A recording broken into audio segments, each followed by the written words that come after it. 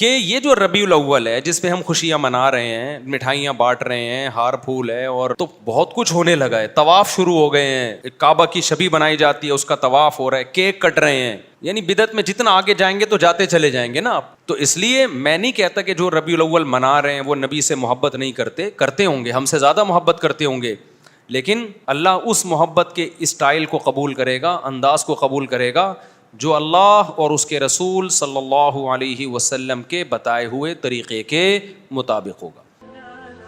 مفتی طارق مسعود کے بیانات. میں کچھ باتیں ربیع الاول سے متعلق کرنی تھیں آپ لوگوں کے سامنے. ربیع الاول کی آج کیا تاریخ ہے؟ ربیع الاول بس آ ہی رہا ہے نا, 12 ربیع الاول. دیکھو چند دلائل میں ہمیشہ سے دیتا ہوں, ان کو ریپیٹ کر دیتا ہوں. نبی صلی اللہ علیہ وسلم نے فرمایا میری امت کے 73 فرقے ہوں گے, یہی فرمایا نا آپ نے, فرمایا کلہم فی النار, سب کے سب جہنم میں ہوں گے سوائے ایک کے. صحابہ نے پوچھا یا رسول اللہ وہ کون سا فرقہ ہوگا؟ آپ نے فرمایا ما انا علیہ و اصحابی, جس پر میں اور میرے صحابہ تھے. نبی نے یہ کیوں نہیں فرمایا کہ جو قرآن پر عمل کرتے تھے وہ جنتی ہوگا؟ یہ کیوں نہیں فرمایا کہ جو قرآن اور حدیث پر عمل کرتے ہیں وہ جنتی ہوں گے؟ یہاں قرآن کا تذکرہ نہیں ہے, بلکہ آپ نے فرمایا جس پر میں اور میرے صحابہ. وجہ اس کی یہ ہے کہ کیونکہ یہ 73 فرقے اسلام کی طرف منسوب ہوں گے نا, تو قرآن کو تو سب مانتے ہوں گے, کیونکہ اگر قرآن کا انکار کر دیں پھر تو اسلام رہا ہی نہیں نا, پھر تو اسلام کے فرقے تھوڑی ہوئے. تو ان میں ہر شخص سہارا قرآن سے لے رہا ہوگا, دلائل کہاں سے دے رہا ہوگا؟ قرآن سے. تو نبی کی حدیث کا مطلب یہ ہوا کہ ان کی قرآن کی آیتوں سے متاثر مت ہونا, بلکہ دیکھنا میرا کس پر عمل تھا, کیونکہ قرآن سب سے زیادہ سمجھنے والا میں اور قرآن پہ سب سے زیادہ عمل کرنے والا میں. تو قرآن کی آیت کی کوئی ایسی تشریح اگر کر رہے ہیں جس پر میرا عمل ہی نہیں ہے, اس کا مطلب وہ تشریح غلط ہو رہی ہے. جیسے ربیع الاول میں ایک دلیل دی جاتی ہے قل فبذالک قل بفضل اللہ وبرحمتہ فبذالک فلیفرحوا. اللہ سورہ یونس میں فرماتے ہیں ہم نے تمہیں قرآن کی نعمت دی تو تمہیں چاہیے کہ اس پہ خوش ہو جاؤ. اب لوگ کہتے ہیں اللہ تو کہہ رہے قرآن کی نعمت پہ خوش ہو جاؤ, تو نبی کی نعمت پہ تو اور زیادہ خوش ہونا چاہیے. تو نبی کی نعمت ہمیں ربیع الاول میں ملی ہے, تو ہمیں ربیع الاول میں کیا ہونا چاہیے؟ خوش ہونا چاہیے.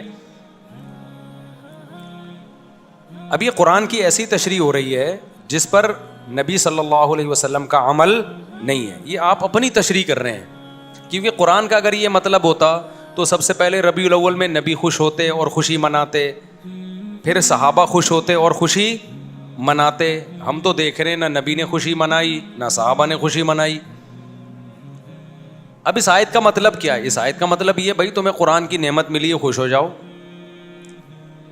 تو کسی بھی ٹائم پہ خوش ہو سکتے ہو آپ, اور خوشی منانے کا تھوڑی قرآن کہہ رہا ہے. خوش ہونا الگ چیز ہے, خوشی منانا الگ چیز ہے. ہم جب بھی قرآن کا سوچتے ہیں ہمیں خوشی ہوتی ہے.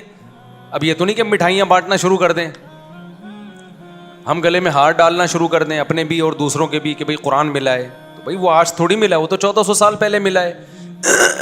اور اب ہم پڑھتے ہیں تو خوش ہوتے ہیں. خوش ہونا ایک الگ چیز ہے, خوشی منانا ایک الگ چیز ہے. تو ہر آدمی قرآن سے ریفرنسز دے رہا ہوتا ہے. جناب پروفیسر غامدی صاحب بھی قرآن سے ریفرنسز دے رہے ہوتے ہیں, لیکن جب بتاؤ کہ بھائی حدیث میں کیا ہے, نبی نے اس پر کیسے عمل کیا, اس آیت کی کیسے نبی نے ایکسپلین کیا, وہاں آ کے مسئلہ خراب ہو جاتا ہے. تو اب یہ بات خوب اچھی طرح سمجھیں کہ نبی صلی اللہ علیہ وسلم نے جو یہ فرمایا نا کہ ما انا علیہ و اصحابی, جس پر میں اور میرے صحابہ تھے. اچھا یہاں تک بات ختم نہیں ہوئی. بعض حدیثوں کی ایسی تشریح کی جائے کرتے ہیں لوگ کہ جس پر صحابہ کا عمل نہیں تھا. تو نبی نے صرف یہ نہیں فرمایا کہ جس پر میں, بلکہ آپ نے اپنے ساتھ کس کو ایڈ کیا ہے؟ صحابہ کو بھی. کیونکہ جیسے قرآن کی آیتوں کی غلط تشریح کی جاتی ہے, اسی طرح حدیثوں کی بھی غلط تشریح کی جاتی ہے. 3 طلاق کا 3 ہونا یہ تمام صحابہ کا فتویٰ ہے. اب کوئی آپ کے سامنے حدیث پیش کر رہا ہے کہ 3 طلاقیں ایک ہوتی تھیں تو سمجھ لو کہیں گڑبڑ کر رہا ہے. وہ حدیث کو ایکسپلین کرنے میں غلطی ہو رہی ہے، اس سے حدیث کا مطلب سمجھنے میں غلطی ہو رہی ہے اس سے. کیونکہ کسی ایک صحابی سے بھی نہیں ملتا کہ اکٹھی 3 طلاق کو ایک کہا انہوں نے. سارے صحابہ اکٹھی 3 کو کتنا کہتے ہیں؟ 3 کہتے ہیں. ہمارے پیغمبر نے معیار بتا دیا. بھائی کوئی حدیث کو ایسے ایکسپلین کر رہا ہے کہ صحابہ کے اگینسٹ جا رہی ہے، نہیں ماننا اس کو. فرقے سارے یہیں سے بنتے ہیں. کوئی قرآن کا لیبل لگا کے فرقہ بنائے گا، کوئی حدیث کا لیبل لگا کے. اسی وجہ سے کیا کہا گیا ہے کہ جو جنتی فرقہ ہے نا وہ ہے اہل سنت والجماعت، جو سنت کو بھی مانتا ہے اور صحابہ کے اجماع کو بھی مانتا ہے، جماعت صحابہ کو بھی مانتا ہے. قرآن و سنت کی وہ تشریح نہیں کرتا جو صحابہ سے میچ نہیں کرتی. اس حدیث سے ہمیں پتہ چلتا ہے کہ بھئی جو اہل سنت والجماعت ہیں وہ جنتی فرقہ ہے. سمجھ میں آ رہی ہے بات کہ نہیں آ رہی؟ لیکن آج بڑا مسئلہ یہ ہے کہ جو آدمی کسی بھی غلط چیز کی طرف جائے گا وہ لیبل بہت اچھا لگا لے گا. مثال کے طور پر ہمارے ہاں بہت سے حضرات ایسے ہیں جو اسلاف کے اقوال کو نہیں مانتے. نام سلفی رکھ لیا انہوں نے. میں سارے سلفیوں کو برا نہیں کہہ رہا، لیکن بہت ایسے ملیں گے کہ اسلاف کے جب قول ان کے سامنے پڑھ کے سنائے جائیں وہ نہیں مانتے اس کو، لیکن کہتے اپنے آپ کو کیا ہیں؟ سلفی کہہ رہے ہوتے ہیں. رنگی کو نارنگی کہیں، تند مال کو کھویا، چلتی کو گاڑی کہیں.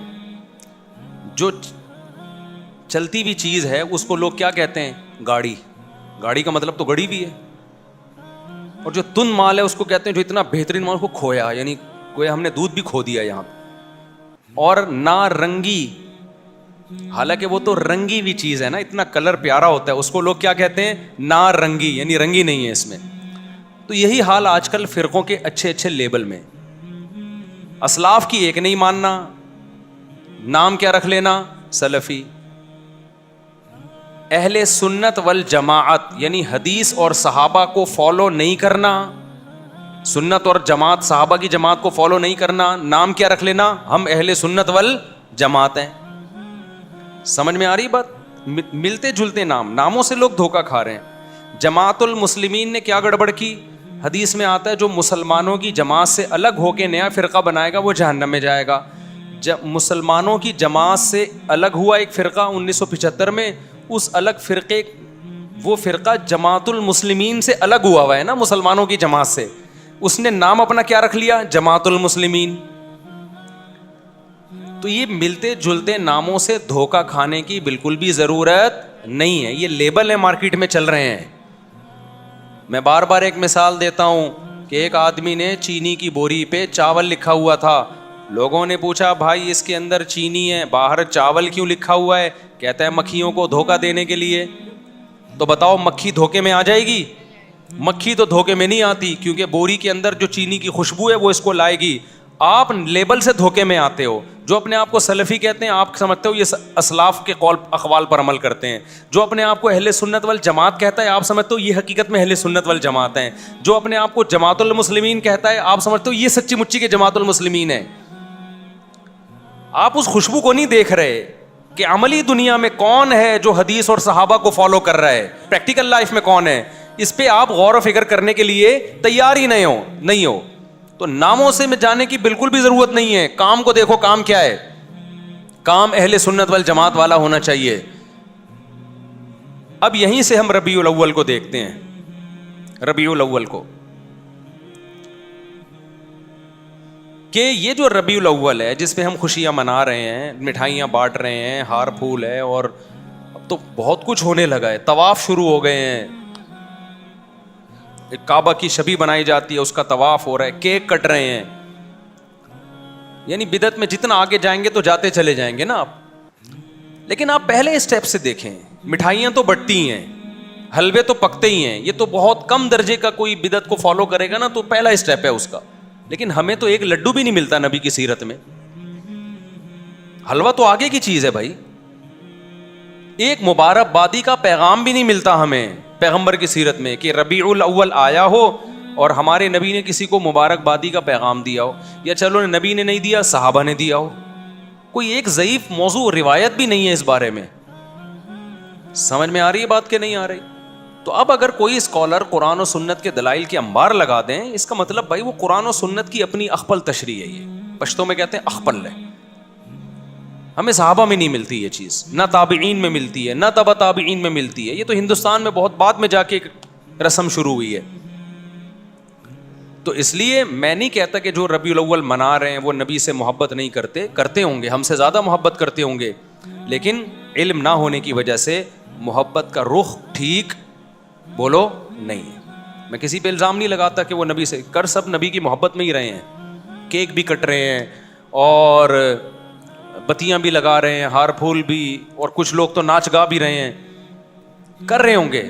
لیکن بھائی یہ محبت وہ ہے جو آپ کے, یہ وہ اسٹائل ہے جو آپ کا اپنا اسٹائل ہے. اللہ اس محبت کے اسٹائل کو قبول کرے گا, انداز کو قبول کرے گا جو اللہ اور اس کے رسول صلی اللہ علیہ وسلم کے بتائے ہوئے طریقے کے مطابق ہوگا. تو پہلی بات تو یہ ہوئی کہ ہمیں صحابہ, تابعین, تبع تابعین, اہل سنت والجماعت کے فقہ میں 4 امام ہیں. فقہ کہتے ہیں قرآن و سنت کے جو مسائل مرتب کیے ہیں وہ کنہوں نے کیے ہیں؟ 4 اماموں نے. امام ابو حنیفہ, امام مالک, امام شافعی, امام احمد بن حنبل. یہ وہ اسکالرز ہیں جن کو پوری اہل سنت والجماعت نے مانا ہے. جیسے حدیث میں امام بخاری کو امام مانا نا, لوگ کہتے ہیں نا کہ امام حنیفہ کے امام ہونے کی کیا دلیل ہے, ہمارے امام تو صرف پیغمبر ہیں. بھائی امام ابو حنیفہ کو امام فقہ میں مانا جاتا ہے ایک خاص جزئیے میں, کہ نبی صلی اللہ علیہ وسلم تو نبوت میں امام ہے, سب کے امام ہیں. اس کی مثال ایسے جیسے امام بخاری حدیث میں امام ہیں یا نہیں. اب کوئی کہے نہیں ہمارے امام صرف امام نبی صلی اللہ علیہ وسلم ہے, تو ابے بھائی تو کدھر کی کدھر لگا رہا ہے. اس سینس میں ہم تھوڑی امام ابو حنیفہ کو امام بولتے ہیں, ہم اس سینس میں امام ابو حنیفہ کو امام بولتے ہیں جس سینس میں ہم امام بخاری کو حدیث کا امام بولتے ہیں. تو اسی سینس میں ہم امام ابو حنیفہ کو فقہ کا امام بولتے ہیں. فقہ کا مطلب کیا ہے؟ قرآن و حدیث سے مسائل مرتب کر کے ہمارے سامنے پیش کیے, انہوں نے کیے یا ان کے شاگردوں نے ان کے حکم پہ کیے, لیکن یہ انداز ان کا تھا. ایک مرتب شکل میں ہمارے پاس اسلامی قانون آئے, ایک ریسرچ ہو کے. یہ کام امام شافعی نے بھی کیا, امام مالک نے بھی کیا, امام احمد بن حنبل نے بھی کیا, اور بھی کچھ اماموں نے کیا, لیکن وہ پنپ نہیں پایا امت میں. اللہ کی طرف سے اس کو مقبولیت نہیں ملی. علماء صالحہ نے اس کو اس طرح قبول نہیں کیا, ان کے کام کو ایکسیپٹ کیا. جیسے بہت سارے محدثین گزرے ہیں, لیکن سب تو مشہور نہیں ہوئے نا. جن سے اللہ نے کام لیا, جن کو امت میں مقبولیت ملی, وہ امام ابو داؤد ہیں, امام بخاری ہیں, امام مسلم ہیں, امام بہقی ہیں, اور امام ابن ماجہ ہیں. تو یہ مشہور لوگ ہیں جن کو بس اللہ کی مرضی ہوتی ہے, امت میں کسی کو اللہ مقبولیت عطا کر دیتے ہیں جس سے اللہ دین کا کام لینا چاہیں. تو اس سینس میں امام حنیفہ کو امام کہا جاتا ہے. کچھ لوگ کہتے ہیں ہمارے امام تو صرف محمد صلی اللہ علیہ وسلم ہے, اور کوئی ہمارے امام نہیں ہے. ان کو اپنے دماغ کے علاج کی ضرورت ہے. ایک صاحب کہنے لگے, میں نے کہا قائد اعظم نے فرمایا. اس نے کہا قائد اعظم جو ہے نا صرف پیغمبر صلی اللہ علیہ وسلم ہے. قائد اعظم مطلب سب سے بڑے قائد, وہ صرف محمد صلی اللہ علیہ وسلم ہے. ابے میں نے کہا کدھر کی کدھر لگا رہے. قائد اعظم ہم اس سینس میں نہیں کہتے کہ نبی کے مقابلے میں, وہ تو یقیناً پیغمبر صلی اللہ علیہ وسلم ہے. قائد اعظم کا مطلب جتنے دنیا میں اس زمانے میں امام جو محمد علی جناح کے دور میں جو بھی قائدین ہیں جنہوں نے اپنے قوموں کی آزادی کے لیے محنت کی, اس سینس میں ہم قائد اعظم کہتے ہیں. تو آج کل سینس لیس لوگ ہیں اور وہ ہمیں کہہ رہے ہیں ہم سے دین سیکھو, جن کو امام کے لفظ کا مطلب نہیں. امام ہر جگہ مختلف معنی میں استعمال ہوتا ہے. اب آپ کو ہمارے امام مفتی طارق مسعود صاحب ہیں, اگلا کہ ہمارے امام تو صرف جو ہے محمد صلی اللہ علیہ وسلم ہے. تو آپ کہو بھائی ہم مسجد کے امام کی بات کر رہے ہیں, نماز میں ہمارے امام مفتی صاحب ہیں. اگلا بولے نہیں, نماز میں بھی ہمارا امام محمد صلی اللہ علیہ وسلم ہے. آپ کہو بھائی اصل میں یوں بتانا چاہ رہا ہوں کہ نماز میں, جمعے کی نماز میں ہمارے امام مفتی طارق مسعود صاحب ہیں. آپ کہیں نہیں, جمعے میں بھی ہمارا امام کون ہے؟ محمد صلی اللہ علیہ وسلم ہے, ہم ان کو دیکھیں گے. اس کا مطلب یہ پاگل ہے, یہ کیا ہے, اس سے بحث کرنا فضول ہے. تو امام ابو حنیفہ کو محمد صلی اللہ علیہ وسلم کے مقابلے میں امام نہیں کہا جاتا. امام ابو حنیفہ کو اس سینس میں امام کہا جاتا ہے کہ رسول اللہ صلی اللہ علیہ وسلم سے جو حدیثیں منقول ہیں، اسی طرح قرآن سے اور صحابہ کے جو اقوال ہیں ان کو چھانٹی کر کے ان میں بحث مباحثہ کر کے دلائل کی قوت کی زور سے ایک رائے قائم کر کے اسلامی لا کو ریٹن فارم میں لانا، اور پھر پوری دنیا کے علماء کا اس پہ اعتماد کرنا یا بڑی دنیا کا اس پہ اعتماد کرنا، اس سینس میں ان کو امام کہا جاتا ہے. سمجھ میں آ رہی ہے بات کہ نہیں آ رہی ہے؟ اس سینس میں امام کہا جاتا ہے. تو اہل سنت والجماعت کے فقہ میں جو حدیثوں میں امام بخاری بھی امام ہے، امام مسلم بھی ہے، امام ابو داؤد بھی ہیں. اب اگر کوئی حدیث کی آج ایسی تحقیق لا رہا ہو جو امام بخاری کی تحقیق سے میچ نہیں کر رہی، تو آپ اس کی تحقیق کو مانو گے؟ اٹھا کے دیوار پہ پھینک دو گے، بولا کہ تو نیا آیا ہے کیا؟ یہ کام ائمہ محدثین پہلے کر چکے ہیں. اسی طرح یاد رکھو فقہ میں یہ چاروں کو امام مانا گیا ہے، اور ان کے شاگردوں کو ان کے بعد امام مانا گیا ہے، اور ان کے شاگرد صدیوں سے چلتے چلتے آج تک آ رہے ہیں. امام شافعی کے بھی امام احمد بن حنبل یہ امام بخاری کے استاذ ہیں.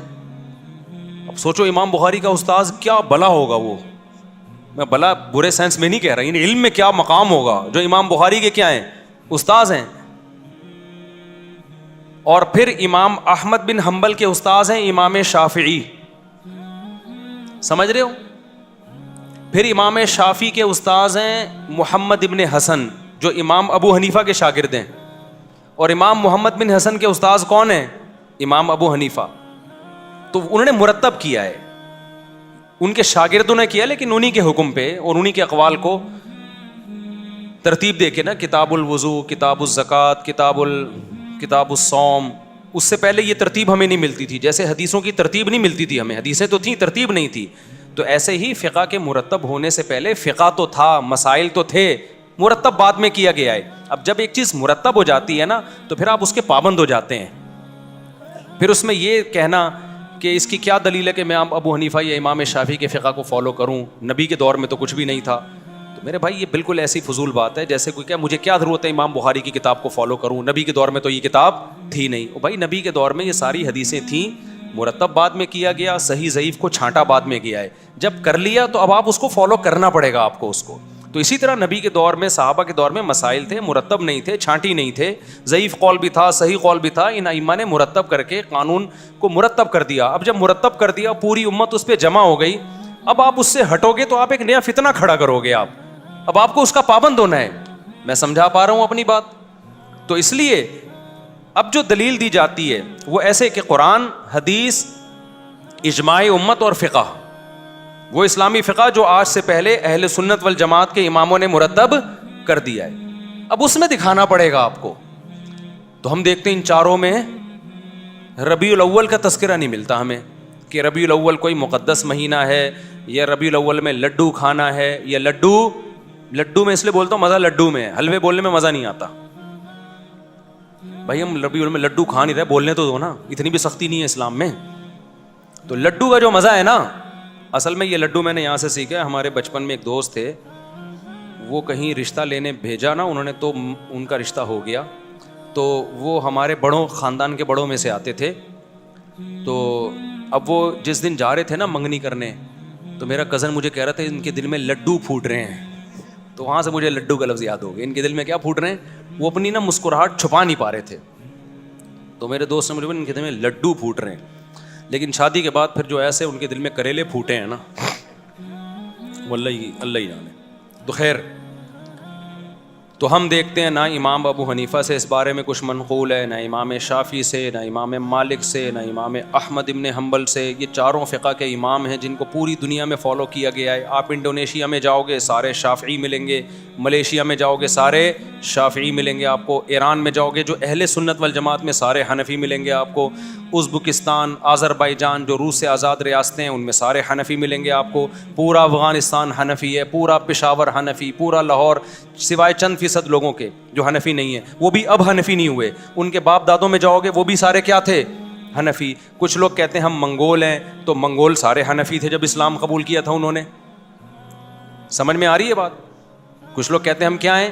منگول ہیں. تو آپ ماضی میں جاؤ گے سارے منگول کیا تھے؟ جب اسلام قبول کیا تھا سارے کیا تھے؟ وہ حنفی تھے. یہاں تک کہ آج جو یہ کہہ رہے ہیں نا ہندوستان پاکستان میں حنفی نہیں ہوں، تو وہ نہیں ہے تو اس کے ابا حنفی تھے. ابا نہیں ہو تو دادا حنفی تھے, دادا نہیں تو پردادا تو کنفرم کیا تھے, حنفی. اسلام آیا ہی حنفی ہی اسلام لے کر آئے ہیں بر صغیر میں. سمجھ میں آ رہی ہے بات؟ بر صغیر میں اسلام کون لے کر آیا ہے؟ حنفی لائے ہیں. تو سارے حنفی تھے. جتنے بر صغیر میں آپ کو حنفیوں کے علاوہ نظر آئیں گے نا, یا شافیوں کے علاوہ, تو وہ دادا پردادا پردادا کے اوپر, بس اس سے آگے ان کے سارے کون تھے؟ وہ حنفی. تو پوری دنیا میں جہاں بھی اسلام گیا ہے نا, اور آج تھوڑی گیا ہے, صدیوں پہلے گیا ہے, تو یا تو حنفی تھے. پورا افریقہ مالکی ہے, وہاں امام مالک کے فالوورز پہنچے جنگوں میں, جہاد میں, تو وہاں سارا کیا ہے؟ فقہ مالکی ہے. ملیشیا, انڈونیشیا, سارا کیا ہے؟ فقہ شافعی ہے. پورا ہندوستان, پورا بنگلہ دیش, پورا افغانستان, پورا برما, یہ پوری آبادی چائنا سے کئی گنا زیادہ ہے, یعنی کئی گنا تو نہیں لیکن بہت زیادہ ہے. یہ سارے کیا تھے بھائی جب اسلام آیا؟ حنفی تھے. کوئٹہ پورا کیا جب اسلام آیا؟ حنفی. افغانستان میں جتنے بڑے بڑے جہادی کمانڈر گزرے ہیں جو لڑتے رہے ہیں غیر مسلموں سے, ہندوستان میں آ کے جو راجپوتوں سے لڑائیاں ہوئی, ہندوؤں سے لڑائیاں ہوئی, پانی پت کی لڑائی, وہ سارے حنفی تھے. شاہ اسماعیل شہید رحمۃ اللہ علیہ جو انگریزوں کے خلاف جہاد کرنے نکلے, وہ اور ان کی فوج میں سارے کیا تھے؟ حنفی. مجدد الفسانی رحمۃ اللہ علیہ, جنہوں نے جب اکبر بادشاہ نے نیا دین نکالا اور ملحد ہو گیا, اس کے جو ہے نا اس کو اصلاح کرنے والے اور ہندوستان میں اسلام کو بچانے والے مجدد ثانی, وہ بھی کیا تھے؟ تو آپ کو ہندوستان کی 1200 سالہ تاریخ میں سارے حنفی ملیں گے. آپ ملیشیا کی 1200 سالہ تاریخ میں سارے شافعی ملیں گے آپ کو. سعودی عرب کی 1200 سالہ تاریخ میں 70-75% حنبلی ملیں گے آپ کو. سمجھ رہے ہیں؟ اور یہ چاروں اہل سنت کے والجماعت کے مکاتب فکر ہیں. اب یہاں لوگ ایک بات کہتے ہیں کہ ہمیں تو نبی نے حنفی نہیں کہا, نہ ہمیں نبی نے شافعی کہا ہے. سمجھ رہے ہو بات کو؟ ہم تو مسلم ہیں, یقیناً مسلم ہیں, غیر مسلم کے مقابلے میں. اللہ نے ہمارا نام مسلم رکھا ہے, کس کے مقابلے میں؟ غیر مسلم. لیکن جب اہل سنت والجماعت میں ہی قانون مرتب ہو گیا, تو اس قانون میں اگر کوئی ایک مکتبہ فکر کو فالو کر رہا ہے, تو وہ دوسرے مکتبہ فکر سے جو اپنی پہچان الگ کرے گا, مسلم کہہ کے نہیں کرے گا. اب کوئی شافعی یہاں بیٹھا ہوا ہو, مجھ سے پوچھے آپ کیا ہیں, میں کہا مسلم, تو کہے گا میں کیا غیر مسلم نظر آ رہا ہوں تجھے؟ تو حنفی کہا جاتا ہے شافعی کے مقابلے میں, حنبلی کہا جاتا ہے شافعی کے مقابلے میں. اور اس کی ضرورت کبھی پڑتی نہیں ہے, کبھی پڑے تو کہا جاتا ہے, ورنہ پڑتی نہیں ہے ضرورت اس کی. سمجھ رہے ہو گے؟ میں تو ابھی صرف یہ بتانے کے لیے بتا رہا ہوں کہ یہ جو آج کل نئے نئے مارکیٹ میں فرقے آ رہے ہیں نا, کہ ہمارا کوئی فقی دین نہیں, نہ ہم حنفی ہیں نہ شافعی ہیں, ان کے ابا دادا پردادا کیا تھے؟ سارے حنفی تھے. اب یا تو وہ سارے غلط تھے یا یہ غلط ہیں. تو لوگ بڑے آرام سے کہہ دیتے وہ سارے غلط تھے. وہ سارے کیا تھے؟ غلط. میرے ایک بیان پہ کسی نے کمنٹس کیے کہ اگر صدیوں سے مسلمان غلط چیز پہ چلے آ رہے ہیں تو کیا ہم اس غلطی پہ باقی رہیں کیا؟ یہ کمنٹ بہت دفعہ آتے ہیں میرے بیان پہ. مفتی صاحب بار بار یہ کہتے ہیں کیا یہ سارے صدیوں سے غلط تھے, کیا یہ سارے صدیوں سے غلط تھے. پھر لوگ یہ بھی نیچے کمنٹس, میں کمنٹس بہت پڑھتا ہوں اپنے بیانات کے نیچے, تاکہ مجھے بھی اصلاح کا موقع ملے نا, مجھے بھی پتہ چلے ہمارے بیان کا امپیکٹ کیا ہو رہا ہے, پبلک جا کدھر کو رہی ہے. تو بہت سے لوگ یہ کہتے ہیں کیا یہ سارے غلط تھے. پھر دلیل میں یہ کہ یہود و نصارہ میں بھی تو سارے غلط تھے, یہود و نصارہ بھی تو صدیوں سے غلط چلے آ رہے ہیں, تو وہ غلط ہو سکتے ہیں تو ہم نہیں غلط ہو سکتے. تو خوب سمجھ لو, اس قوم کو, اس امت کو یہود و نصارہ پہ قیاس کرنا غلط ہے. یہود و نصارہ میں جو پیغمبر آئے وہ آخری نبی نہیں تھے, لہذا اللہ کی طرف سے کوئی گارنٹی نہیں تھی کہ یہ گمراہ نہیں ہو سکتے, لہذا وہ صدیوں سے سارے گمراہ ہو گئے. وہ آخری نبی نہیں ہے, اور نئے نبی نے آنا ہے. لیکن ہمارے پیغمبر صلی اللہ علیہ وسلم کے بعد اب کوئی نیا پیغمبر نہیں آئے گا, لہذا اللہ نے ضمانت لی ہے کہ اب یہ امت صدیوں سے غلط بات پہ جمع نہیں ہو سکتی, کیونکہ نیا پیغمبر آ کے تھوڑی ٹھیک کریں گے اس امت کو. تو علماء صلحاء نہیں ٹھیک کرنا ہے, تو سارے غلط ہو گئے تو ٹھیک کون کرے گا؟ کیا 15ویں صدی میں 2-4 اسکالر آ کے ٹھیک کریں گے کیا؟ نہیں آئی بات میرا خیال ہے سمجھ میں. تبھی حدیث میں آتا ہے لا تجتمع امتی علی ضلالہ, آپ نیٹ پہ لکھیں, اس کا ریفرنس آ جائے گا, عربی میں لکھ دیں آپ. نبی صلی اللہ علیہ وسلم نے فرمایا میری امت گمراہی پہ جمع نہیں ہو سکتی. اس میں آپ نے یہ نہیں فرمایا کہ فلاں سن میں نہیں ہو سکتی, فلاں میں ہو سکتی ہے, مطلب کبھی بھی جمع نہیں ہو سکتی. جب کبھی بھی نہیں ہو سکتی تو اس کا مطلب صدیوں سے جو اتنی بڑی امت چلی آ رہی ہے نا, یہ ٹھیک تھی بھائی. آپ غلط ہیں جو نئی نئی چیزیں مارکیٹ میں آ رہی ہیں. جتنے آپ کو یہاں ملیں گے نا جو حنفیت کو چھوڑ چکے ہیں, ان کے ابا یا تو حنفی, ابا بھی چھوڑ چکے تو دادا حنفی نکلیں گے ان کے. یہ 2-3 صدیوں سے پہلے یہ سلسلہ جاتا ہی نہیں. خود قبر بھی نہیں دکھا سکتا کسی غیر حنفی کی ہندوستان میں 250-300 سال پرانی. سمجھ رہے ہو, زندہ تو دور کی بات, قبر بھی نہیں ملے گی آپ کو. تو انگریزوں سے ہم لڑے ہیں بھائی, انگریزوں نے ہم سے حکومتیں چھینی ہیں. خلافت عثمانیہ کا خاتمہ ہوا, وہ بھی سارے حنفی تھے جنہوں نے خلافت قائم کی. 300-400 سال تو بڑی اسٹرانگ خلافت تھی. تو یورپ انہی کو مسلم سمجھتا تھا, انہی کے خلاف سازشیں کرتا تھا, انہی کی حکومت کو توڑا گیا ہے. وہ اسلامی لا جو خلافت عثمانیہ میں 500-600 سال چلا ہے, وہ تو فقہ حنفی تھا سارا, وہ بھی غلط. بنو عباس میں زیادہ تر فقہ حنفی تھا, وہ بھی غلط. بنو امیہ میں جو سب سے بڑے قاضی تھے امام ابو یوسف تھے قاضی القضاء, وہ بھی حنفی تھے. تو یار یہ کدھر کو آپ قوم کو لے کے جا رہے ہو ہیں؟ کوئی غیر مسلم جب اسلام قبول کرے اور آپ کو حنفی شافی سارے غلط ہوتے ہیں, ایک دین محمدی پہ آ جاؤ, تو غیر مسلم اس نعرے سے اٹریکٹ تو بہت ہوگا, لیکن اس کو ایک بہت بڑا سوال پیدا ہوگا کہ جب ہم کتابوں کی طرف جاتے ہیں, ہم علماء کی سیرت پڑھتے ہیں, تو 4 طبقات ملتے ہیں کتابوں میں. آپ جب بھی کسی عالم کی سیرت پڑھیں گے نا, تو یا تو طبقات حنفیہ میں ہوگا, یا طبقات شافعیہ میں, یا طبقات مالکیہ میں, یا طبقات حنابلہ میں. اس کے علاوہ کہیں ملے گا ہی نہیں آپ, الا ماشاء اللہ اکا دکا. علامہ شوکانی ہو گئے, ابن حزم ظاہری ہو گئے, چند ایک کروڑوں میں. سمجھتے ہو کہ نہیں سمجھتے ہو؟ تو یہ جو لیبل اچھے اچھے لگا کے آپ کو لوگ کہہ رہے ہیں نا ہم فرقوں کے خلاف ہیں, وہ فرقوں کے خلاف نہیں ہیں, وہ ایک نیا فرقہ مارکیٹ میں لانچ کر رہے ہیں. میں بار بار یہ بات کہتا ہوں, سمجھتے ہو؟ اچھا, بات سے بات چل پڑی ہے. ابھی میں تو ربیع الاول پہ بات کر رہا تھا. لوگ یہ بھی کہتے ہیں کہ ان چاروں کو پہ ریسرچ کر کے ایک کیوں نہیں کر دیتے آپ. یہ بڑا سوال کیا جاتا ہے کہ یار 4 مکاتب فقہ ہیں, حنفی, مالکی, شافعی, تو قرآن حدیث سے ریسرچ کر کے ایک پہ آ جاؤ نا. دیکھو ان چاروں اماموں نے قرآن حدیث ہی پہ ریسرچ کر کے بہت سی چیزوں میں اتفاق کر لیا ہے. اب جن چیزوں میں ہو گیا ان میں تو چاروں متفق ہیں, سب میں ہر میں 4 رائے تھوڑی ہیں. بہت سے مسائل ایسے ہیں جن میں ریسرچ ہوئی 3 امام ایک طرف ہو گئے. بہت سے مسائل میں ریسرچ ہوئی 2 کی رائے ایک طرف اور 2 کی ایک طرف. کچھ مسائل ایسے ہیں جن میں 1 کی رائے ایک طرف اور 3 کی دوسری طرف. وہ ریسرچ کے بعد ہی ہوئی ہے. اب جب ہو گئی, اب اس اختلاف کو ختم نہیں کیا جا سکتا, کیونکہ اب اس کو ختم کرنے کے لیے بیٹھیں گے تو نئی نئی آرا اور وجود میں آئیں گی. اتھارٹی کون ہے جو یہ فیصلہ کرے گی کہ یہ صحیح ہے وہ غلط ہے؟ یہ تو ایک نئی جنگ میں امت چلی جائے گی نا. اب اس کا حل یہی ہے کہ ایک کو فالو کرو, دوسرے کو برا مت کہو, کیونکہ وہ بھی قرآن حدیث سے, یہ بھی قرآن حدیث سے ہے. تو امت صدیوں سے اس ٹریک پہ چل رہی ہے اور بڑی کامیابی سے چلی ہے. اسی ٹریک پہ چلتے ہوئے دنیا پہ حکومت کی ہے. ہندوستان میں ہم نے 1000 سال حکومت کی. اگر ہم ہندوستان میں بیٹھ جاتے ہیں نا کہ نہیں یہ غلط ہے, نیا بناؤ, تو نیا نہیں بنتا. مسلمانوں کی تلواریں آپس میں ہی چلتی رہتی, ایک دوسرے سے مناظروں میں ہی ساری صلاحیتیں برباد ہو جانی تھیں. سمجھتے ہو کہ نہیں سمجھتے ہو؟ تو منگول بھی کیا تھے بھائی؟ حنفی تھے وہ. تو اگر کوئی کہہ رہے کہ میں یوں, تو وہ باپ دادا سارے ان کے حنفی نکلیں گے آپ. تو اچھا, اور اگر پھر بھی میں کہتا ہوں کوئی نہیں مانتا ان چاروں مکاتب فکر کو, وہ کہتا ہے یہ غلط ہیں چاروں, ہم صرف مسلم ہیں, یقیناً ہم صرف مسلم ہیں, لیکن جہاں ضرورت ہوگی, جہاں فقہا کا اختلاف ہوگا, تو پھر تو مینشن کرنا پڑے گا نا میں کس کی رائے کو فالو کرتا ہوں. لیکن اگر آپ نہیں مانتے, آپ کہتے ہو چاروں غلط ہیں, میں قرآن و حدیث پہ لوگوں کو لاؤں گا. آپ کے خیال میں یہ تورات و انجیل پہ لے کر آئے ہیں, ہم قرآن و حدیث پہ لاتے ہیں, تو پھر میں آپ سے کہتا ہوں پھر آپ بھی ایک فقہ مرتب کر دو. کتاب الوضو, کتاب الزکوٰۃ, کتاب الصوم ایک لکھو جس پہ آپ کے مسلک کے سارے علماء کے دستخط ہوں.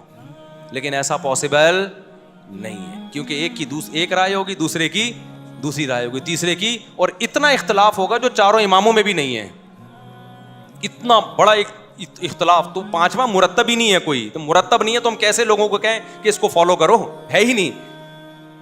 اب میں آتا ہوں ربیع الاول کی طرف. تو اب مجھے بتاؤ, قرآن میں ہے ربیع الاول منانے کا, حدیث میں ہے. اگر قرآن کی آیتیں سے آپ نکالتے بھی ہو, تو ہم پیغمبر کی سیرت میں ہمیں کیوں نظر نہیں آتا؟ صحابہ کی سیرت میں ہمیں نظر کیوں نہیں آتا؟ تابعین کی سیرت میں, چاروں اماموں کی کتابوں میں کیوں نہیں ہے؟ وہ تو زیادہ ماہر تھے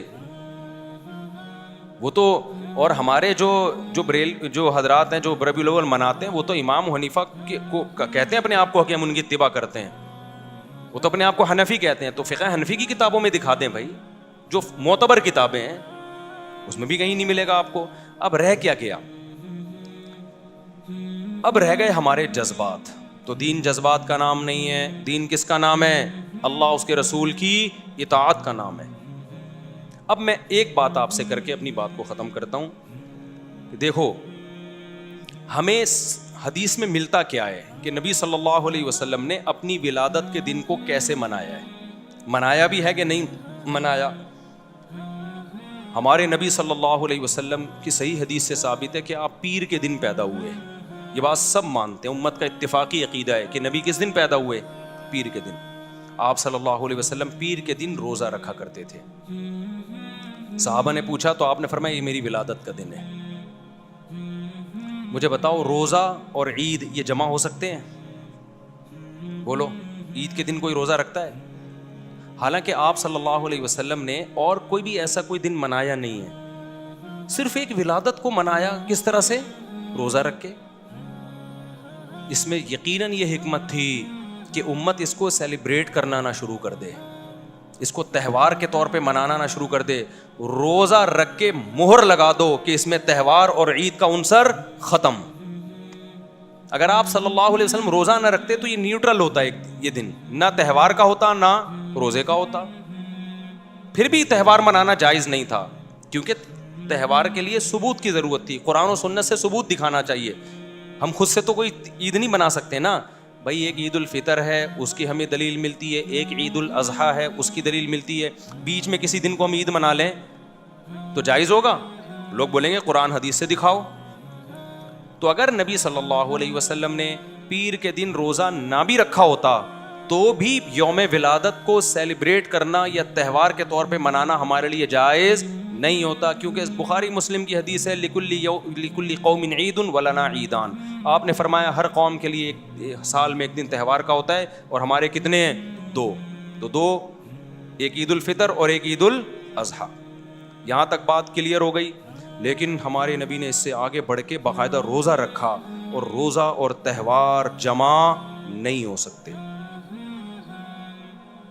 تو تہوار کا تو کانسیپٹ ہی ختم ہو گیا ہے. آپ کہہ سکتے ہو ہم رات کو مناتے ہیں عید میلاد النبی, ہم دن میں تھوڑی مناتے ہیں. ہم کب مناتے ہیں؟ رات کو. اور بڑی مشکل میں اسلامی تہوار جتنے بھی ہوتے ہیں دن میں ہوتے ہیں, راتوں میں غیر مسلموں کے تہوار ہوتے ہیں. عیسائیوں کی کرسمس صبح 8 بجے ہوتی ہے, رات کو 12 بجے ہوتی ہے. رات کو عیسائیوں کو دیکھا ہوگا سج دھج کے بتیاں وتیاں لگا کے جو بھی وہ کرتے ہیں. ہمارے تہوار دن کی روشنی میں, جبکہ دن میں نبی نے روزہ رکھ لیا. اب ایسا نہ ہو آپ 12 بجے کو روزہ رکھنا شروع کر دو. پیر کا روزہ ہے, 12 کا تو روزہ بھی نہیں ہے. یہ تو میں سمجھانے کے لیے, کیونکہ روزے کے لیے بھی ثبوت چاہیے. ویسے تو سال میں کسی بھی دن روزہ رکھو آپ, اسپیشل اس دن کو زیادہ فضیلت سمجھ کے روزہ رکھنا یہ جائز نہیں ہے. تو نبی نے اپنے یوم ولادت میں روزہ رکھا. پہلی بات, تہوار رات کو نہیں ہوتے. اسلامی تہوار کب ہوتے ہیں؟ دن میں ہوتے ہیں. کیوں؟ اسلام نے دن کی روشنی میں, کیونکہ رات کے نا جب خوشی مناتا ہے تو برائیوں کی طرف ذہن جاتا ہے انسان کا, شراب کباب کی طرف جاتا ہے. تبھی دیکھو کرسمس میں کتنی شرابیں پی جاتی ہیں, کتنا کچھ ہوتا ہے الٹا پلٹا. اسلام نے کانسیپٹ رات سونے کے لیے, عبادت کے لیے, دن کیا ہے؟ خوشی کے لیے. صبح صبح ہم عید کی نماز کیسے نہا دھو کے آتے ہیں, اس بہانے بہت سے پوستی صبح اڑے جاتے ہیں اس بہانے. کتنا نورانی وقت ہوتا ہے.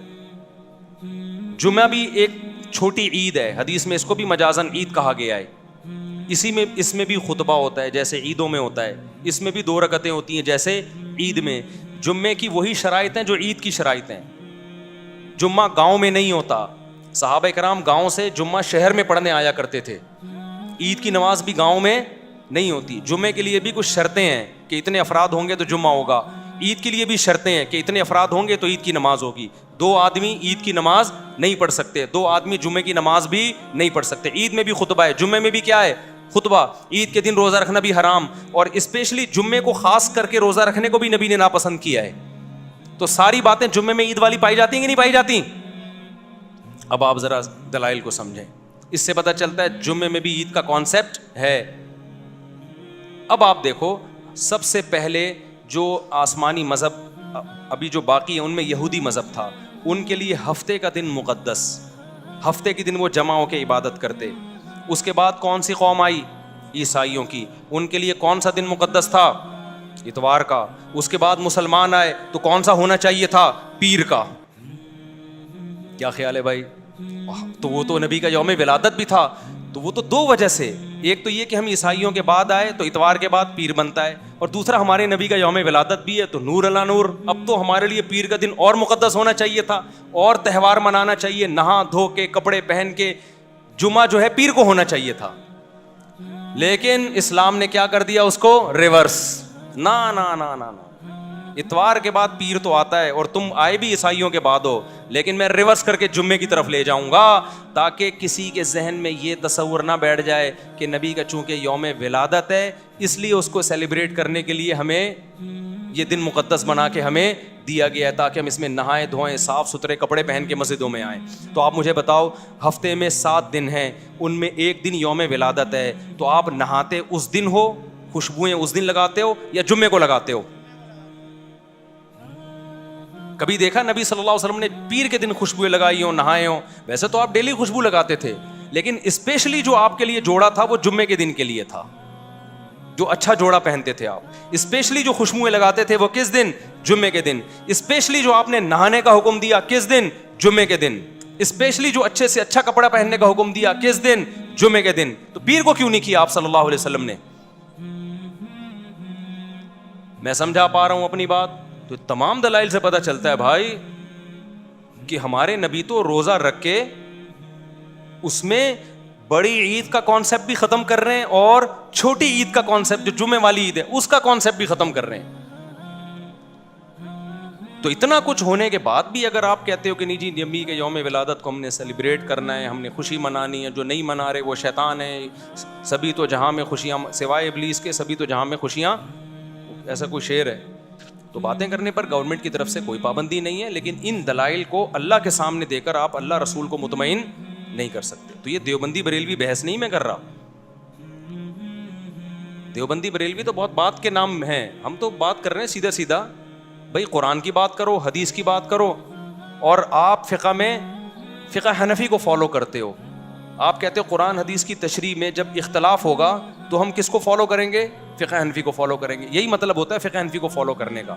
یہ مطلب نہیں ہوتا کہ قرآن حدیث کے خلاف ہم فقہ حنفی کو فالو کر رہے ہیں، یا نبی کے خلاف. نبی کے خلاف کوئی شخص فقہ حنفی کو فالو کرے تو وہ کافر ہے، کیونکہ نبی کی بات پر ابو حنیفہ کی بات کو ترجیح دے رہا ہے وہ. لیکن ہوتا ایسے نہیں ہے، ہوتا یہ کہ نبی کے بات کے کئی مطلب نکل رہے ہیں، تو اس میں کس کی رائے کو ترجیح دی جا رہی ہے؟ ابو حنیفہ کی رائے کو. اپنی رائے کے بجائے، یا آج کل کے اسکالرس کے بجائے فقہ حنفی کو ترجیح دی جا رہی ہے، یا فقہ شافعی کو ترجیح دی جا رہی ہے. تو آپ تو کچھ بھی نہیں ہے آپ کے پاس. تو اس کا مطلب یہ ہوا کہ بھائی پھر یہ خواہشات ہیں یا وہ جذبات ہیں جس پہ اللہ اس کے رسول صلی اللہ علیہ وسلم کی طرف سے مہر نہیں لگی ہے. تو پھر بدعت اسی کو تو کہتے ہیں، اٹ از کالڈ بدعت. اور کسے کہتے ہیں بدعت؟ تو اچھا ایک آخری بات میں کر کے، اگر یہ واقعی تہوار ہے نا 12 ربیع الاول یا یوم ولادت، اب تو 12 ربیع الاول نبی کا تاریخ ولادت ہے ہی بھی نہیں، لیکن اب فرض کر لیں کہ چلو ہے. اگر یہ ہے تو اس میں دو چیزیں ہیں. دنیا میں جتنی بھی قومیں ہیں نا، جتنے بھی مذہب ہیں، ان کا اپنے تہواروں میں کوئی اختلاف نہیں ہوتا. وہ سب سیلیبریٹ کرتے ہیں تہوار کو. تہوار کی یہ ڈیفینیشن ہے. جیسے ہندوؤں کا بھی کوئی دن آیا ہوا تھا نا 1-2 دن پہلے، تو سارے ہندو، یہاں تک کہ جو سیکولر لبرل ہندو ہیں وہ بھی منا رہے، بلکہ بہت سے مسلمانوں بھی منانا شروع کر دیا ان کے ساتھ. عیسائیوں کا تہوار 25 دسمبر کو آتا ہے. اٹلی کیا، جرمنی کیا، پیرس کیا، امریکہ کیا، پاکستان کیا، سعودی عرب کیا، کہیں دنیا میں کوئی عیسائی ہوگا وہ کرسمس منائے گا. کوئی زیادہ منائے گا، کوئی تھوڑا منائے گا، مخالفت کوئی نہیں کرے گا. تہوار تواتر سے چلا آتا ہے سب. جیسے اسی طرح مسلمانوں کے تہوار ہیں عید الفطر، عید الاضحیٰ. دن میں اختلاف ہوگا کہ آج منانی ہے کہ کل منانی ہے، وہ تو تاریخ میں اختلاف کی وجہ سے نا. لیکن ایسا ہوتا ہے کہ سعودی عرب میں عید منائی جا رہی ہے، جاپان میں نہیں منائی جا رہی. بھائی جاپان کے مسلمان بھی منا رہے ہیں، سعودیہ کے بھی، کراچی کے بھی، پنجاب کے بھی. جو لبرل مسلمان ہیں وہ بھی منا رہے ہوتے ہیں، کچھ نہ کچھ وہ بھی مبارکباد دے دیتے ہیں. جنہوں نے پورے رمضان روزہ نہیں رکھا، تراویح نہیں پڑھی، کچھ بھی نہیں کیا، وہ بھی کہتے ہیں بھائی عید مبارک. کہتے ہیں کہ نہیں کہتے؟ اگر یہ 12 ربیع الاول ہمارا تہوار ہے، عید کا دن ہے، تو اس میں اتنا بڑا اختلاف کیوں ہے؟ پھر اتنا بڑا اختلاف ہے، پورے ملک میں یہ شارٹ ہے. پورے سعودی عرب میں ایک جھنڈا بھی نظر نہیں آئے گا آپ کو. آپ کہہ دو وہ وہابی ہیں, وہ فلانے ہیں, وہ ڈمکانے ہیں. میں بھی اس بحث میں نہیں پڑھ رہا کہ کون وہابی ہے کون غیر وہابی ہے. میں تو کہہ رہا ہوں تہوار چاہے وہابی ہوں, وہابڑے ہوں یا غیر وہابڑے ہوں, وہابی کی سپرلیٹو ڈگری وہابڑا. بعض لوگ ہمیں یوں کہتے ہیں یہ وہابی نہیں, یہ تو وہابڑے ہیں, بہت بڑے وہابی ہیں. ہم لوگ کے بارے میں بعض لوگ کہتے ہیں تو وہابڑے ہوں یا غیر وہابڑے ہوں. بات یہ ہے کہ اگر وہ تہوار ہے تو پھر تو جو بھی اسلام کی طرف منسوب ہوگا سب منائیں گے نا. پورے سعودی عرب میں پتہ ہی نہیں ہوتا کسی کو. پھر میں ملیشیا میں تھا 12 ربیع الاول, چند سال پہلے میں ملیشیا میں تھا. 12 ربیع الاول آیا, پتہ ہی نہیں چلا, وہاں پہ گزر گیا. تو لوگوں میں بات ہوئی, ہو سکتا ہے کسی محلے میں منایا جا رہا ہو, لیکن باقی پورے ملیشیا میں ہمیں کہیں نظر نہیں آیا. تو یہ کیسا تہوار ہے؟ اچھا جن ملکوں میں منایا جا رہا ہے وہاں بھی پورے ملک میں نہیں, ایک شہر میں ہے دوسرے شہر میں ہے ہی نہیں. پھر جس شہر میں ہے ایک علاقے میں دوسرے علاقے میں نہیں. کراچی میں 12 ربیع الاول منائی جاتی ہے, کھارا در میں منا رہے ہو, ڈیفینس میں نہیں ہے, ناظم آباد میں نہیں ہے. پھر اگر ناظم آباد میں ہے بھی بالفرض تو ایک گلی میں ہے دوسری گلی میں نہیں ہے. پھر ایک گلی میں بھی اگر پوری گلی میں ہو رہی ہے تو سارے گھروں میں نہیں ہو رہی. 2 گھروں میں جھنڈے ہیں, 2 گھروں میں جھنڈے نہیں ہیں. تہوار ایسا نہیں ہوتا بھائی. جو عیدیں ہوتی ہیں, جو تہوار ہوتے ہیں, وہ سب مل کے سیلیبریٹ کرتے ہیں. کھوپڑی شریف میں بات آ رہی ہے, ہمیں کسی پہ طنز نہیں کرنا. میں بار بار ایک بات کہتا ہوں, اپنے جو کانسیپٹ ہیں, نظریات ہیں, جو آپ کا مسلک ہے, جس پہ آپ کو اطمینان ہے, اس کو چھوڑو نہیں اور دوسرے کو چھیڑو نہیں. لیکن دلائل دینے کا تو ہمارا حق ہے, دلائل تو دے سکتے ہیں نا. تو ہم دلائل دے رہے ہیں, ہم چھیڑ کسی. کوئی جھنڈا لگائے تو میں نہیں جا کے اتارتا. ہمارے اڑوس پڑوس میں بھی جھنڈے بھی لگ رہے ہیں, مٹھائیاں بھی آ رہی ہیں, ہم جا کے پھر بھی سلام کرتے ہیں, انکل خیریت سے ہیں آپ, طبیعت ٹھیک, سب اچھے کی رپورٹ. کہتے ہیں وعلیکم السلام مفتی صاحب, سب سیٹ چل رہا ہے, شادی مبارک, السلام, نکل لیے. ہم یہ نہیں کہتے یہ جھنڈا کیوں لگایا ہوا ہے, حلوے کیوں کھا رہے ہو. بھائی چھیڑنا نہیں ہے کسی کو. ہم نے ہمارے جو بس میں تھا ہم نے دلائل سامنے رکھ دیے, سمجھ میں آ جائے ٹھیک ہے, نہیں سمجھ میں آئے تو بھی ٹھیک ہے بھائی. اگر اللہ آپ کو بخش دے تو ہمیں کوئی اعتراض نہیں ہے, اللہ نہیں بخشے تو پھر ہمیں نہیں بولنا کہ تم نے بتایا کیوں نہیں تھا, ٹھیک ہے نا. تو ہم تو بس اس لیے. جی کیا بول رہے ہیں حضرت؟ ہاں وہ تو امام احمد رضا صاحب نے لکھا ہے کہ 8 ربیع الاول ہے. اچھا یہ بھی ایک اہم بات ہے, جو تاریخیں ہیں نا تہواروں کی, ان میں بھی اختلاف نہیں ہوتا. یہاں تاریخ میں بھی اختلاف ہے. کسی نے کہا 8 ربیع الاول ہے, کسی نے کہا 12 ربیع الاول ہے, کسی نے کہا 9 ربیع الاول ہے. اور غنیت الطالبین میں تو شیخ عبد القادر گیلانی رحمۃ اللہ علیہ کی طرف منسوب ہے کہ محرم ہے. تو یہ تو 12 کے لفظ پہ خود ہے کہ بہت کوئی کسی صحیح حدیث میں تو 12 ربیع الاول کا ہے ہی نہیں. صحیح حدیث میں صرف اتنا ہے کہ پیر کے دن پیدا ہوئے. کوئی صحیح حدیث نہیں دکھا سکتے آپ اس میں کہ 12 کو نبی صلی اللہ علیہ وسلم پیدا ہوئے. تو بھائی جو اسلام کمپلیٹ ہو چکا ہے, ہم نے اسی کو فالو بولو کرنا ہے. وہ وہی ہے جو صحابہ تابعین لے کر آئے اور ائمہ مجتہدین نے اس کو کتابوں میں محفوظ کیا. اس سے ہٹنے کی آپ کو اجازت نہیں ہے. ہٹو گے تو پھر خاردار جھاڑیاں ہیں. اور ایک اہم بات یہ بھی کہ بدعت کے پاؤں نہیں ہوتے, بدعت چینج ہوتی ہے, سنت چینج نہیں ہوتی. دیکھو فجر کی 2 فرض سنت ہے نا, 1400 سال سے 2 ہی چلے آ رہے ہیں. چینجنگ ہوئی اس میں, لیکن بدعت میں چینجنگ ہوتی ہے. ربیع الاول پچھلے سال جس اسٹائل سے منایا جا رہا تھا اس سے پچھلے سال وہ اسٹائل آپ کو نہیں ملے گا. اس سے پہلے نہیں, 100 سال پہلے جو منایا جا رہا تھا وہ بالکل ہی ڈیفرنٹ تھا. اس میں کیک کاٹنے کا, لڈو کا تصور ہی نہیں تھا. اس میں صرف جلسے ہوتے تھے اور ہار پھور اور تھوڑا بہت. تو ہر سال اس میں کیا ہو رہی ہے, چینجنگ. سنت ایک جیسی رہتی ہے, بدعت میں چینجنگ ہوتی رہتی ہے, اور یہ ہر سال بدعت بڑھتی ہے. اب تو بہت سے بریلوی علماء بھی پریشان ہیں کہ یار یہ کیا ہو رہا ہے. مفتی منیب صاحب کا کتنی دفعہ بیان آیا ہے کہ یہ ہماری قوم چل کس طرف پڑی ہے, یہ کیا تماشا ہو رہا ہے. آپ نے سنا ہوگا کئی دفعہ, انہوں نے بھی احتجاج ریکارڈ کروایا ہے نا. بھائی جب آپ نے بدعت کی ایک چیز رکھ دی ہے تو پھر قوم کو لگام کس اصول پہ دیں گے آپ. مثال کے طور پر آپ اذان سے پہلے الصلاۃ والسلام علیک یا رسول اللہ پڑھتے ہیں. ہمارے پاس جواب آسان ہے, بھائی نبی کے دور میں یہ نہیں ہوتا تھا تو ہم نہیں پڑھیں گے. آپ نے کہا اس میں ممانعت بھی نہیں ہے نا, درود پڑھنا تو بذات خود اچھا کام ہے, تو ہم اگر اذان سے پہلے پڑھ لیں تو کیا جا رہا ہے. اب آپ پھنسو گے. کیسے پھنسو گے؟ کل کوئی شخص اٹھے گا اور اذان ختم کرے گا لا الہ الا اللہ اور کہے گا محمد الرسول اللہ. ہم تو اس کو روکیں گے, ہم کہیں گے بھائی نبی سے اللہ اکبر سے لے کے لا الہ الا اللہ تک اذان ثابت ہے, نہ اس سے پہلے کچھ ایڈ کرو نہ اس کے بعد. آپ کس بیس پہ روکو گے؟ وہ کہے گا بھائی محمد رسول اللہ کی مخالفت بھی تو نہیں ہے نا, میں کوئی غلط بات تھوڑی کر رہا ہوں, کلمہ تو مکمل نہیں ہوتا جب تک نبی کی رسالت کا اقرار نہ کیا جائے. تو یہ دکھاؤ نبی نے منع کہاں کیا ہے, تو آپ دکھا سکتے ہو. تو وہ چینج ہوگی.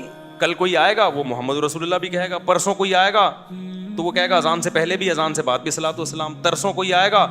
اب آپ دیکھو ہمارے ہاں مسجدوں میں کتنے آرام سے امام اور مقتدی سکون سے چلے جاتے ہیں, اینڈ ٹائم پہ امام مصلی پہ آتا ہے, نماز جیسے کہ سنت ہے.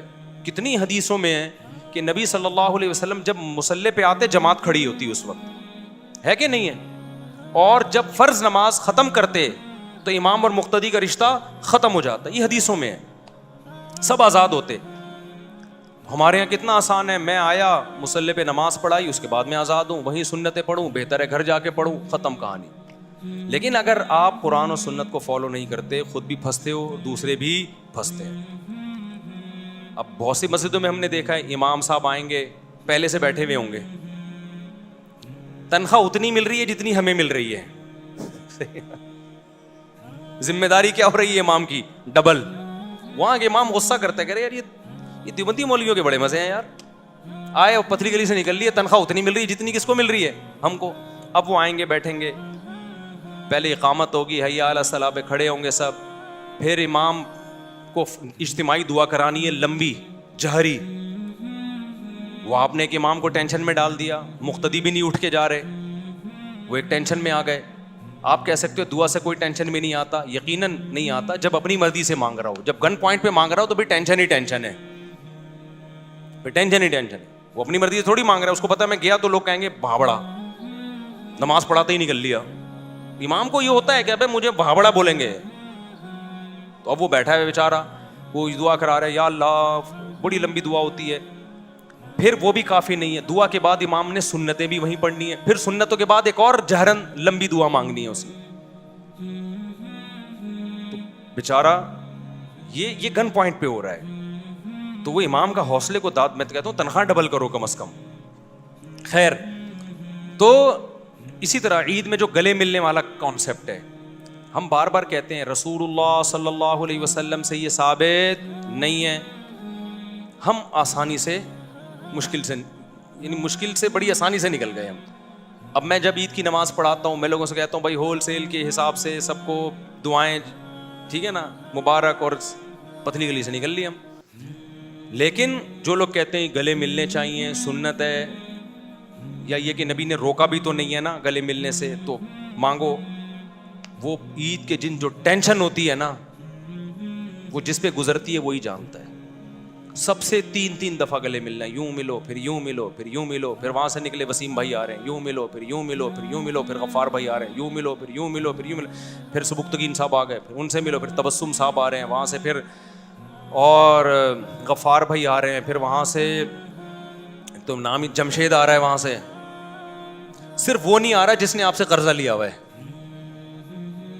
جس کے انتظار میں آپ اس کو تلاش کر رہے ہو, وہ ملے تو چھوڑوں گا نہیں اس کو, وہ نہیں آئے گا.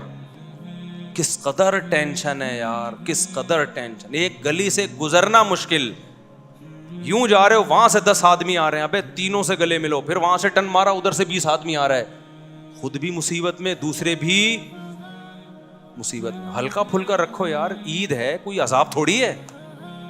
تو ہم کتنے آرام سے پتلی گلی سے نکل لیتے ہیں. میں جو عید پڑھاتا ہوں تو السلام علیکم جی, پتلی گلی نکلو گئے.